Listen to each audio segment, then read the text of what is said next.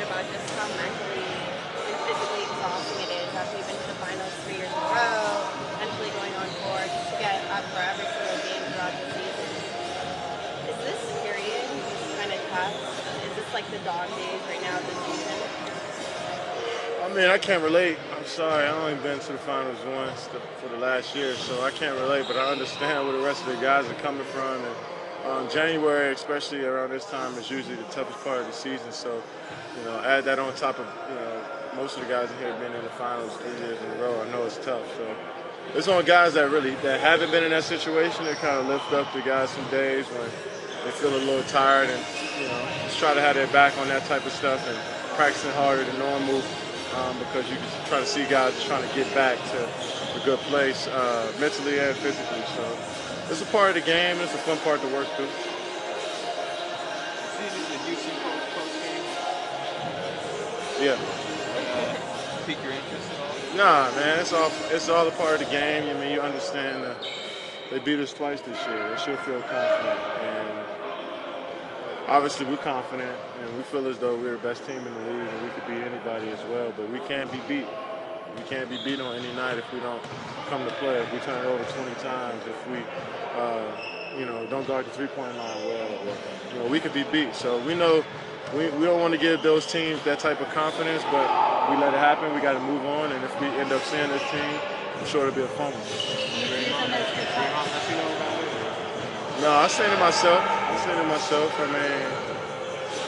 I mean, you hear that from the guys like Capella, who usually is catching the ball and laying it up from CP or James Harden. So his job is not as hard. I mean, when your job is that hard, you know you can't just come out there and say shit like that. You know what I'm saying? So I don't expect that from CP and James and Reza and the rest of the guys because they know how hard it is to come out there and do that every night.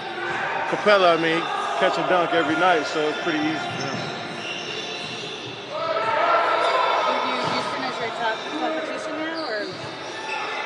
I know y'all want to start this whole thing up with the new rivalries, and a lot of people probably think the NBA is boring now, but we don't want to start that up. We're trying to continue to keep getting better as a team. We know this team is a championship contending team. Everybody in the league knows that. Everybody in the country knows that. But we don't want to get into it. We want to keep playing, keep getting better, and see what happens. Kevin, does it get old looking at video of situations where there's ugly turnovers, or is that something that's necessary? It's necessary, but it is tough to see. Coach showed us about 8 or 9 clips full of bad turnovers, and it's something that you don't want to see. It's definitely tough because a lot of those plays we wish we could have back, and probably would have turned a lot of those games in our favor. So you learn from it and move on, though. Is there a different level of focus at home versus on the road? Sometimes it looks like it, but do you sense that? Yeah, like I said before, you tend to relax a bit when you're at home because,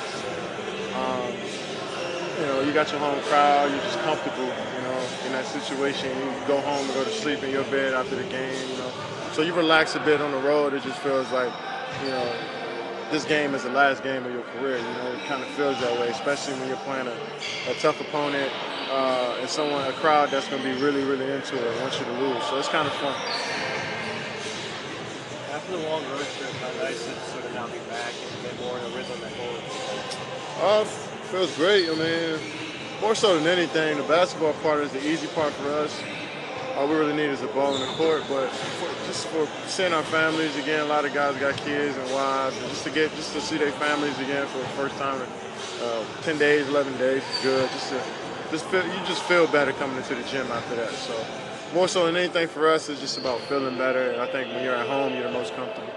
This stretch of games between now and the All-Star break is a little tougher sometimes because it's kind of like the point of the season where it is kind of hard to get ready sometimes. Yeah, it's too late to say it's still the early part of the season. And it's not the end is not close, So it's like you're in that gray area and you're just trying to get through it and continue to play good basketball, take care of yourself, and keep fine-tuning your game. And tough part to be over. I remember I seen what Boston probably played half of their games in like the first 100 days, and 99 days or something. I'm like, man, I'm sitting here complaining about a 10-day road trip, and those guys haven't had a 2-3 day break in a while. So that's just part of the league, and each year it could be different. We just got to figure it out.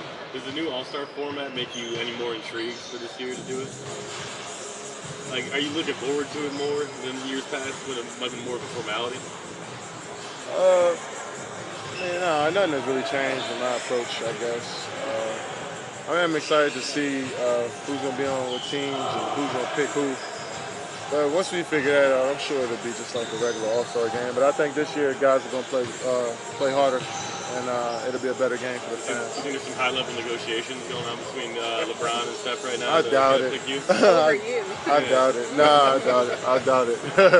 We'll see. We'll see how that ends up. That should be fun. Do you think that's going to be tough on guys who are going to be selected lower down, though? Who cares? I mean, when you're in the game, it's 24 of us.